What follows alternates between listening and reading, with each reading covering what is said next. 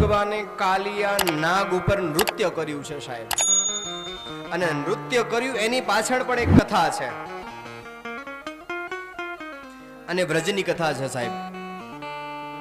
એક સમયમાં રાધાજી છે ને નાચતા હતા, રૂમમાં નૃત્ય કરતા હતા, અને કાનુડો અડધો દરવાજો ખોલીને ઉભો ઉભો જોતો હતો રાધાને, કેટલું સરસ નૃત્ય કરે છે, કેટલું સરસ નૃત્ય કરે છે. અને રાધાજીની નજર કૃષ્ણ ઉપર પડી કે આ હંતાઈ હંતાઈને જોવે છે, જોવું હોય તો દરવાજો ખોલીને અંદર આવીને જોવતું ને. પછી રાધાજી પાસે આવ્યા કૃષ્ણ, રાધાજીએ બંધ કર્યું નૃત્ય કરવાનું. કૃષ્ણને બોલાવ કે અહીંયા આવ કાના, શું જોતો હતો? કે નૃત્ય તારું બહુ સરસ, રાધા તું નાચે છે, બહુ સરસ નૃત્ય છે તારું, બહુ સરસ છે ને, હવે તું ના ચાલ.